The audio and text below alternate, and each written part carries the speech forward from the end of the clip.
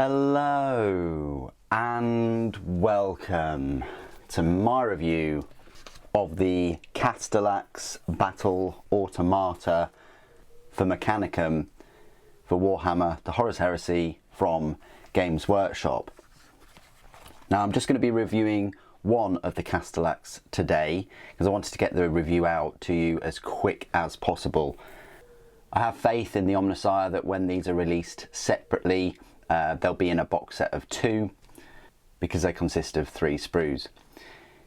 At present, the only way to get these is through that Mechanicum Battlegroup box set you can see in the background, which will cost you £130. My best estimate for when they're released as a pair would be between £45 and £50. The format of this review is as usual. I'll have a look at the Mini up close. We'll go through all the detail, how easy it was to build. We'll look at the spare parts, of which there are quite a few. Then I'll go through an exhaustive section of size comparisons, including comparisons with Mechanicus models, which was suggested by this community. And then at the end, I'll go through all of the rules that can be found in the Liber Mechanicum Forces of the Omnissiah army book that came out for Horus Heresy in 2022. So first things first, let's have a look at the Mini. Pretty nice Mini. I had fun building like the first part of it, like the legs and the hips and the torso. The weapon was very nice to build. I went for the Darkfire cannon just because rule of cool. It's important to note that you only get one of the kind of specialist weapons, so you only get one Darkfire cannon in the set of 2 and one multi-melter, but you get 2 Mauler bolt cannons.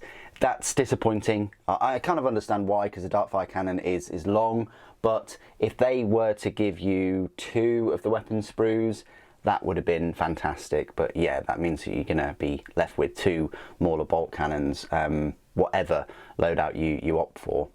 But it would have been nice to have 2 of them in the box. You could have 2 Darkfire cannons or 2 multi-melters, and then of course 2 Mauler bolt cannons.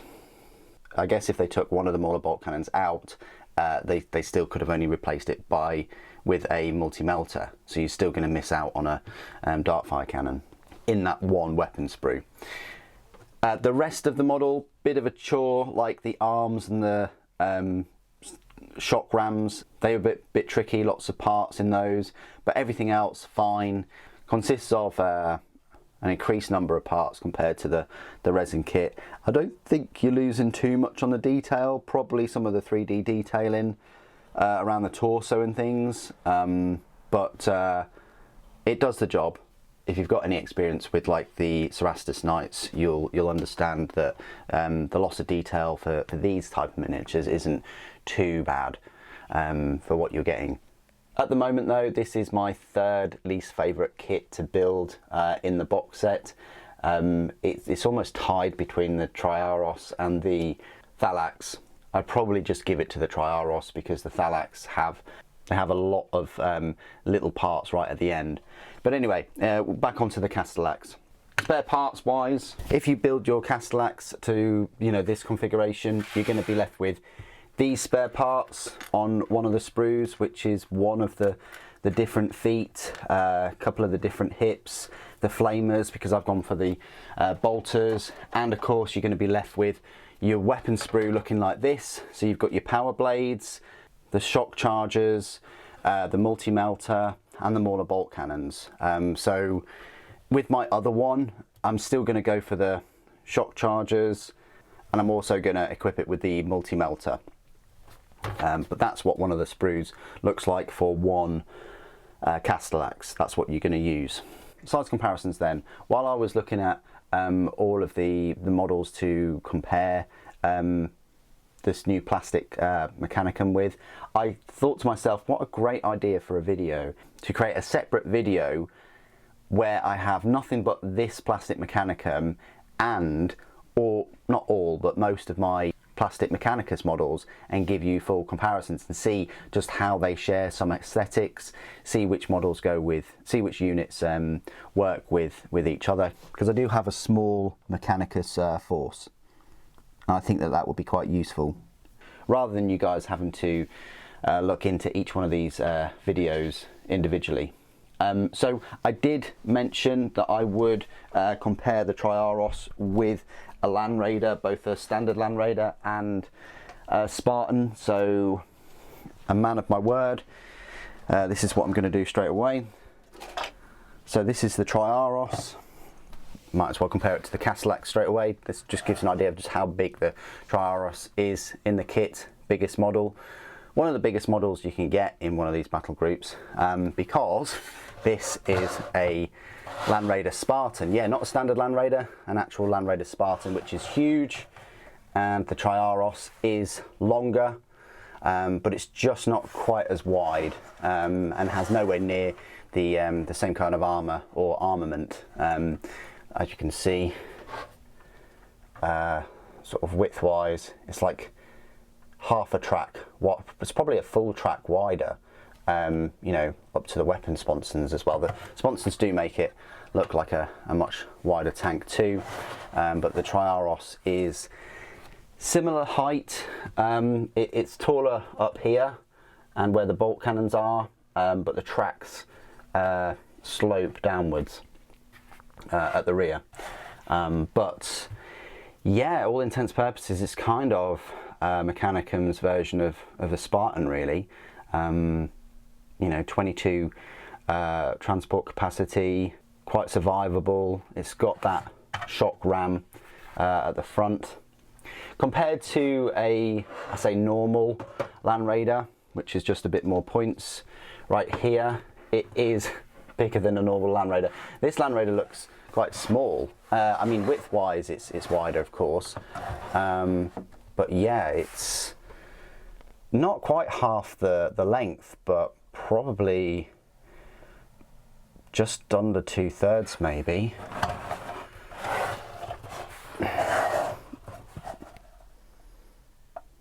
Maybe like 5/8 or something of the length. But gives you an idea, if you're against Space Marines and you've got a couple of these Triaros, they are going to be, I say, a bit of a target. You know, your opponent's going to see these. It's not going to be easy to hide these vehicles. And then finally, with a Warhammer 40k Land Raider, oh, the gold one. You know, you might have a few of these lying around, but that's where it stands next to these. It is taller, longer, but just not as wide. I don't think. Almost as wide, almost, but it's just those sponsons, isn't it, that make it seem wider than it is. So I hope that little interjection of size comparisons for the Triaros has helped. I said I would do it, and there we go. So back onto Mechanicum comparisons. That's the Triaros. We've got a tech thrall there. You know, Castellax towers above a tech thrall. I can't wait to see the Thanatar, which will probably be about that big. And then we also have the very, very cool Thalaxes, or Thalaxi, however you want to say it. They go up to almost the chest, maybe. Very impressed with this kit, the look, the feel, them to build. I prefer these to the Castellax right there, even though these three are troops. And then while we're on the topic of walkers, why not throw in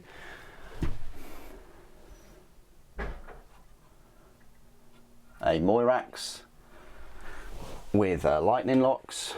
I think it's lightning locks. A Magira.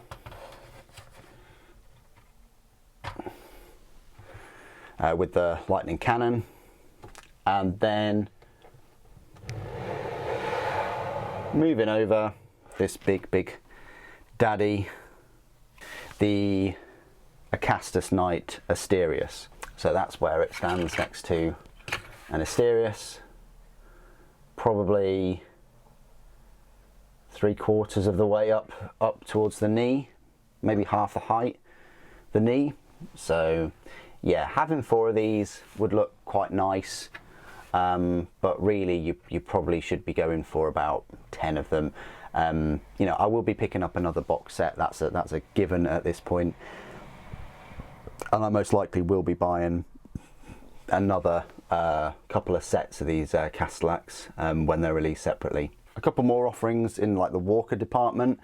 We have like one of the Sentinels, and then a heavy Sentinel, like a Storm Sentinel.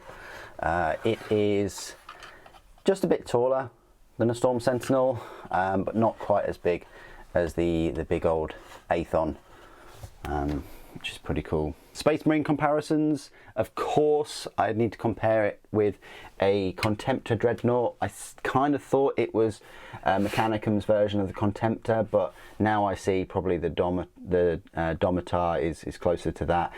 These Castellax are quite survivable though. They've got decent toughness, decent wounds, decent save, and that Atomantic shielding, which is the same sort of invulnerable save as the Contemptor, so they're very survivable. It's just they lack, I say, the decent weapons that the Contemptors have. The Contemptors do have typically like a power claw, and they have some very good, longer ranged weaponry compared to the Castellax, and that's what Castellax are kind of missing out on. The longest range weapon they've got is that Darkfire cannon at 36 inches. Yes, they are survivable, but they need to be, because if your opponent has got any form of las cannon, or even the fire and plasma weapons at it, then it's going to be vulnerable. Actual Space Marines though, I do have a Mark 6 and a Mark 3, which are pretty much same height, and that's where they stand. So this Castellax might seem small compared to normal Space Marines, but it can definitely pack a punch if you get one of these in close combat with them, either equipped with the shock charges or the power blades. They can definitely do some damage. Okay, as requested, here is a Castellan robot. Nice comparison, both on the same size bases. The Castellan is taller, but it's more cartoony, especially with this big sort of helmet head thing. Castellax definitely looks more grim dark. Castellan's got these big chunky guns, phosphor blasters or whatever they're called. Got the chunky rounded armor. It's got this phosphor stubber on the top or whatever it is. It's got these jets maybe and exhausts. But yeah, the Castellan is bigger, but I definitely think that the Castellax looks better. It's the better model. Could you proxy Castellan? No, I don't think so. They're just so far removed in terms of aesthetics. I don't think you could sort of get away with it. But there you go. I was requested to do a comparison with those two. While we're comparing other minis, might as well just give you the, is it the Scorpius Dreamrider? Yeah, this troop transport, the hover tank thing. How can we go from this to this? Well, yeah, we did. And the crazy thing is that this is probably going to be similarly priced than the Triaros. There's not going to be much in it, and I know which model I would pick. With other Mechanicus, I do have a Tech Priest. I think that the new Mechanicum Tech Priest is going to be similarly sized, I would have thought.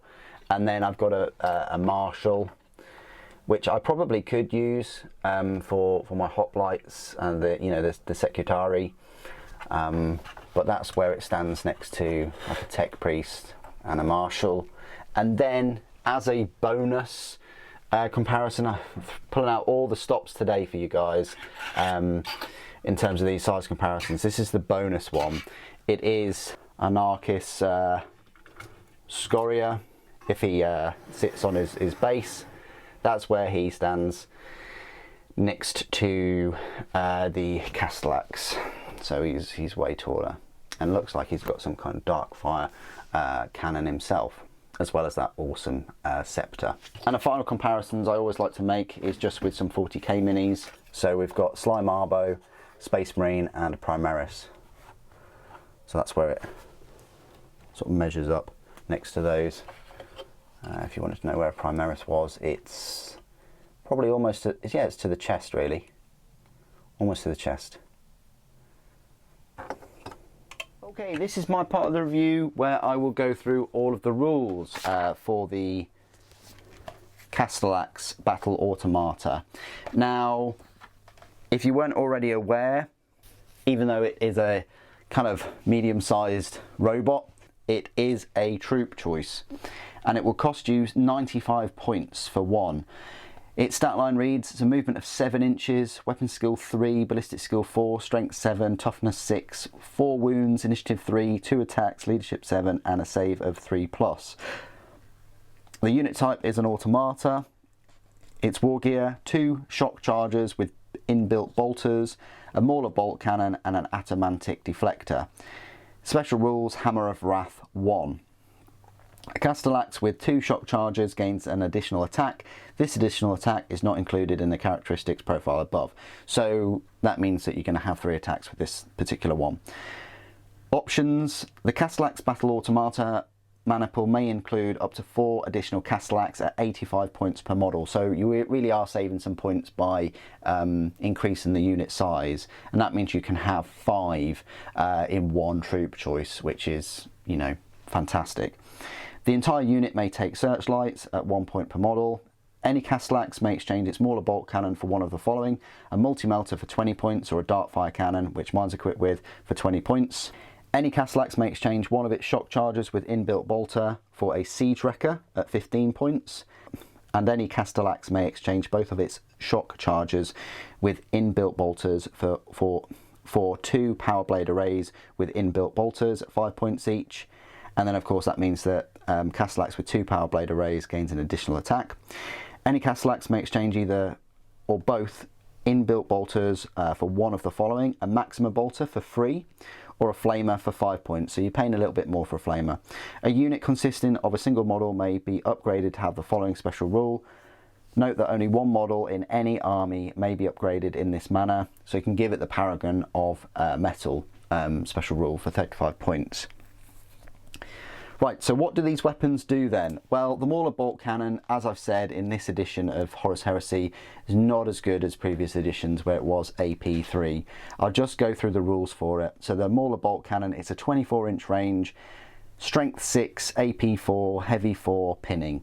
So yeah, you know, if you're going up against Space Marine equivalents, not that good. It's going to be wounding, and you've got 4 shots, and you could pin things with it.